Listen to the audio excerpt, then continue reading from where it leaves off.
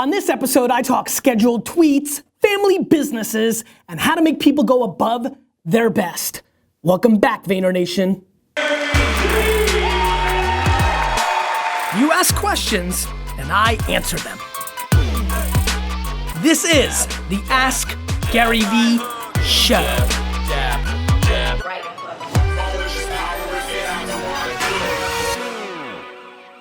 Hey everybody, this is Gary Vaynerchuk, and this is episode 59 of the AskGaryVee show. It's good to be back. It is good to be back, everyone. Happy New Year, Vayner Nation. Oh, can you give me a Vayner Nation wristband? Can you go find one? They're out there, right? Thanks, Alex. Really excited to be back. I feel fresh. I spent a ton of time with the family. I worked a lot more than I wanted to, mainly because I caught the wine library bug. I think it's pretty much impossible, if you follow me at all, to not realize that's what happened over the last 3 weeks. So that's exciting, a little bit of back to the future, back to my roots, flirting in that world. Which reminds me, I want all of your 2015 wine buying, Vayner Nation wristbands, by the way. I want all of your 2015 wine buying. So I would like you to stop buying wine from anybody else besides me, Vayner Nation. Please email me how we can do that, Gary@winelibrary.com, or VaynerMedia.com. I don't know what will link here. Will anything link? Nothing. Nothing will link? But I can. Fine, can you flash the living crap out of my email here? T-Rock, thank you. Hope everybody had a wonderful holiday. It was great to spend time with the kids and family, and I'm glad football's over. I'm really glad football's over. I know some people in the comments will be like, football's not over. It's over for me. I'm not watching any of this crap.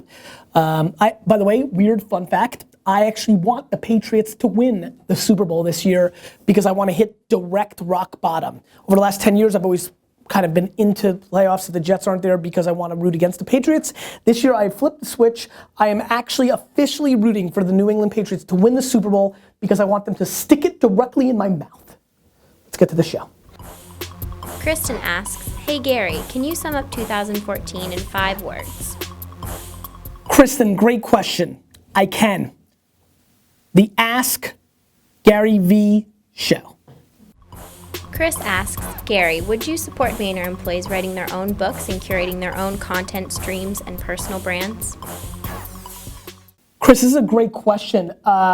As a matter of fact, first of all, India, first let's talk about Chris bribing you and attacking you. Let's go over here to India. India, tell the Vayner Nation, the story of, actually while you're doing that, while you tell everybody Chris's attack and bribing, I actually am gonna bring a prop for this.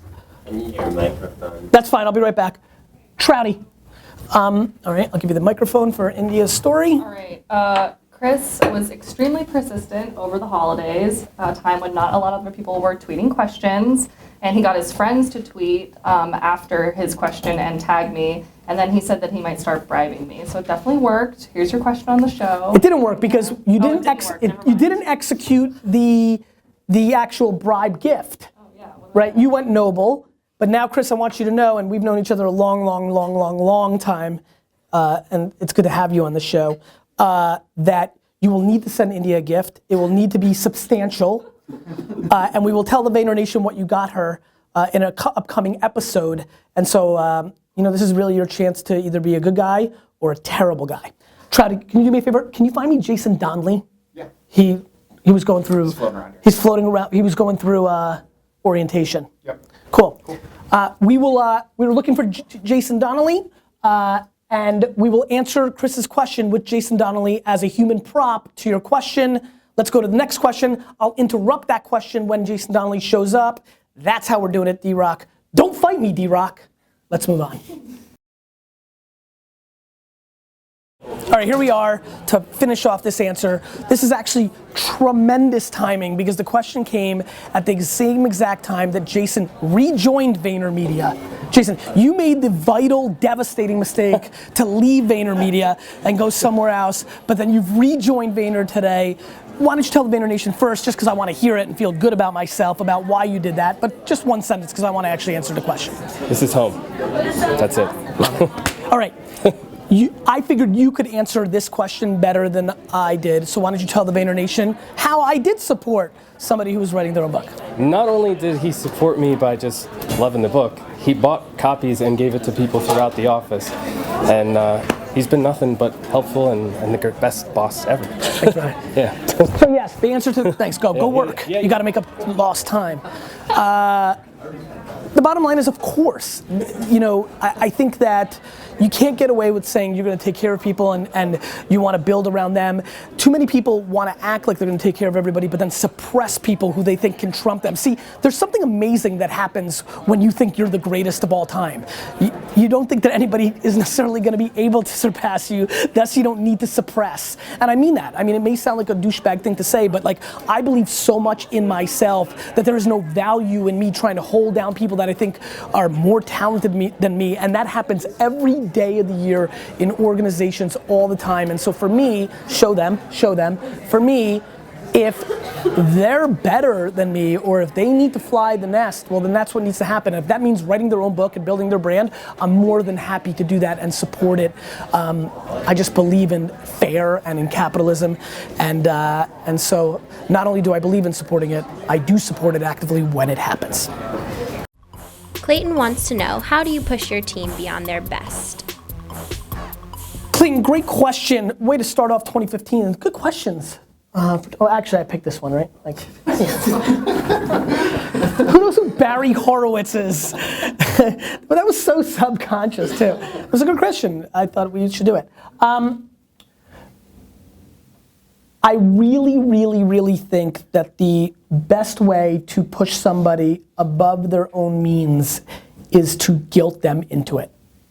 And I know that's a weird kind of answer, but it is my honest belief that the thing that drives, first of all, everybody's driven by different things. So the real answer to your question is to use your ear, right? D-Rock, zoom in to my ear, right? The ear is the key in this scenario, because the truth is, the way to push somebody above their limits is to actually have individual conversations with them about what is their holy, grail, right? Like, what do they want to accomplish? Like India and I have a good feel of some of India's long-term career ambitions. And like, that gives me, first of all, her knowing that we've even had that conversation in and itself gives her a little bit more confidence to work harder, because she's trying to get what she wants out of it professionally, and knowing that I'm the person that could most likely make that happen, at least in the context of this world, that just even having the conversation puts her in a better spot. But some people are literally rawly driven by straight cash. Like truly, like you want to push somebody, like you carrot, like, hey, I know you love cash, I'll give you 10,000 more if you and so you've got to find out what makes people tick. I'm so not motivated by cash that so many people try to get me to do things, JV with me, invest in things, do things, speak at things, because they think cash is the way to do it. And listen, I love the cash, but it's not my biggest driver, and I make a lot of decisions based on legacy, long-term impact, on myself, by the way, not like long-term global impact. That's not how I think. I mean, I think there's a byproduct of that, but that's not the number one thing for me. But to answer the question in a general form, I truly do believe the best way to get that is to guilt. And what I mean by guilt, it's a variation of listening, which is not only listening, but delivering in a world where so few people even begin to listen, let alone delivering on that listening. And once you start doing that, people start realizing, let me tell you what's happening at Vayner. It's not super confusing. I know exactly what's going on in this company. It's starting to get old enough that there's enough things happening for enough people that it's really easy to point to Phil Toronto or to somebody else and be like, wait a minute, or Steve Unwin. Like, you can start pointing to, oh crap, that person wanted that person's getting that person's happy as crap, I want that. And so it's listening and then delivering, which then creates a scenario where people want to over-deliver, because the only way somebody will over-deliver for you, because you asked a very selfish question, how can I get my team to over-deliver for me, for my thing? It's very simple. The best way to get them to over-deliver, John? I have Jack, if that's a substitute. No, Jack is not a substitute. Okay. I know where you're thinking, but no, that is not a substitute. Okay. We're on the hunt. And the only way to get somebody to over-deliver is to attack their own selfishness, theirs. You're selfish because you want more out of your team to help you. Well, the best way to get that to happen is to over-deliver against their selfishness. I do believe that guilt is a huge driver because there's something that I believe in human beings. I mean, some people don't have self-awareness or empathy or these emotional feelings, but so many people, like, it's amazing to me now living 20 years professionally, like how many people are not confused eventually. They may be emotional at the time you fire them or not reward them, but boy, every time I run into somebody 4, 7, 9 years down the line, I've had a very good track record of them saying, yeah, I know why you did that, or I mean, like crazy stuff, like I had a drug problem. I mean, like there's like, stuff, life, right? So I would answer your question like I have before on this show, and if you haven't heard me say it, I'll say it again. The single best way to win is to give 51% of the relationship. If there was a jury of 500 people, that they would all agree that you've given 51% to the relationship, and you have to be good enough to know what to do with the other 49. So I would attack their own selfishness. I would make it so good for them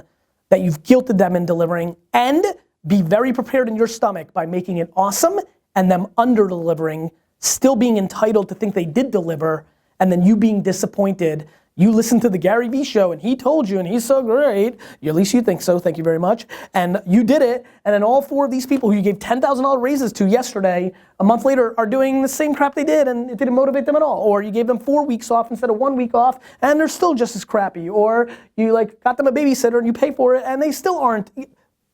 Gratitude and all these wonderful human characteristics are not guaranteed, but the best way for you to have it happen is to consistently keep trying to do it for that person. And then, look, I just had a meeting with all these characters, right?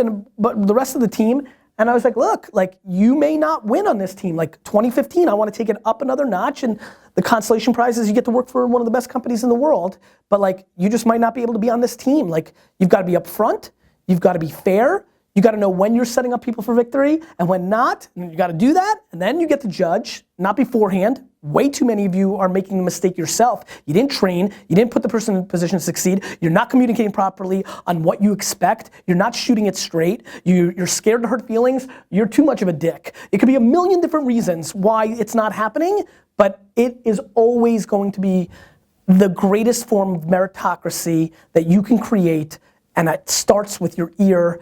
And it finishes, in my opinion, on a second step move of you actually delivering on that. Call people's bluffs. I live life on calling people's bluffs. Oh, you'll really crush it if you have another person?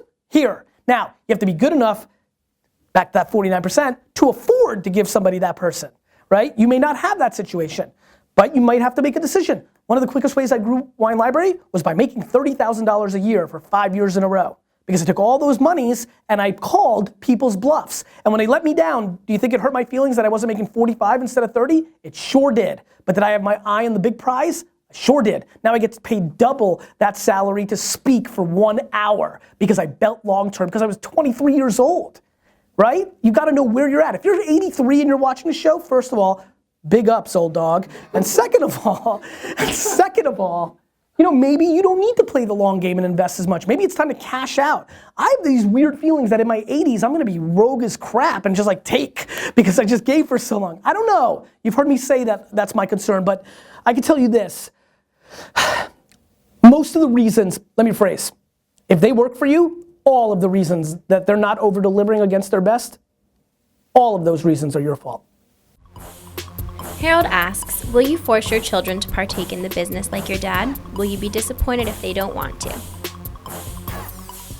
My dad never forced me, you hear the story of my dad, I've said it, my dad forced me into the business. He forced me into the business as like a 14-year-old child, child labor dad, but there was, my AJ never worked at Wine Library. I think one summer, if you're listening or watching AJ, I know you worked there one summer. But he never worked in the business. I think that, for my parents, look, I was a crap student, and I was a great salesman as a kid. Like there was such a natural segue to the impact that my mom fully believed in, and she was closest to the situation. I have no. I'm weird with this issue, man. First of all, I'm a dark dude. Can we go black and white on this? Can we go black and white and darker on the black? Yep. Really? Yeah. Cool. I'm a dark dude. You know how they tell you not to compete with your children? Like that's like a top 5 flaw in society. That will not be something I'm successful in. Kids, Misha, Xander, I'm sorry, I'm a weird dude. Like Xander is 2.5 years old. He has a basketball like set up in the living room, and I've blocked every one of his shots so far.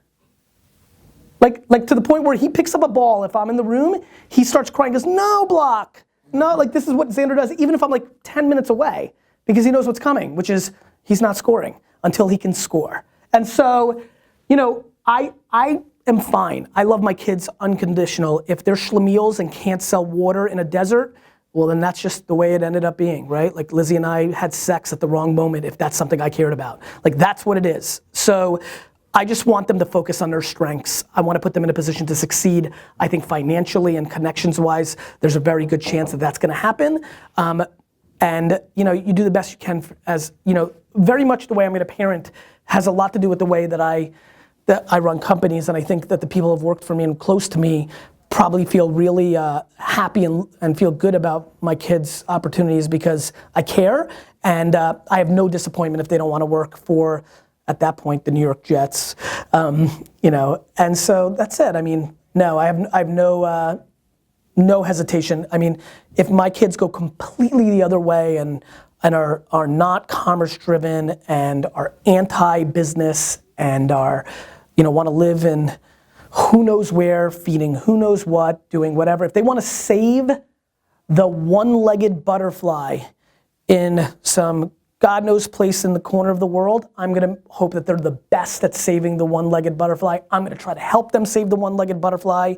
And should we register oneleggedbutterfly.com?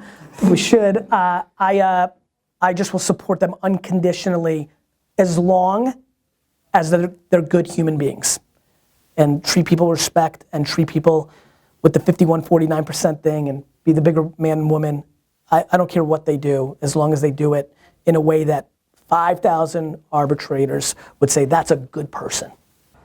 Hey, Bridget Willard here with You Too Can Be a Guru. You asked for more questions. Here's one. You're going on vacation. So you'll be gone for, let's say, just for this scenario, more than 3 days. And the question is, do you schedule your tweets and respond when you get back from vacation? Do you schedule your tweets and then respond as you're on vacation, or do you just not tweet at all? Remember, you too can be a guru. Thanks, Gary. You're welcome. Bridget, I think it's number 4. You tweet and you respond. Because that's what I did. I was just on vacation for 2 weeks. First of all, you never schedule. I'm gonna say it again. Never in your life schedule a tweet. Here's why. You're on vacation for 3 days. You schedule a tweet of like, hey, what's your favorite book? And at that exact moment, we have the next national tragedy happen at that second. I had multiple friends schedule tweets during the Boston Massacre. So here's the Boston Massacre. It's a terrorist event on US soil. The whole world shuts down, right? And my friends are tweeting like, you should buy my new book. It was disgusting at best. And it was just, it's devastating. And that's the extreme. What about like a lightweight version? Like you schedule a tweet and right at that moment on Twitter, the Cowboys score an important touchdown and the governor of New Jersey is bouncing around and hugging Jerry Jones, and that's all that anybody wants to talk about, and you're a Cowboys fan or from New Jersey and you're tweeting about like, what's your favorite book? And it makes you seem out of touch. There is no value in scheduling a tweet. I've never done it. I don't believe in it. I will never believe in it, period. Now you're more than welcome, like I have on half my vacations, to check out completely, and I highly recommend that.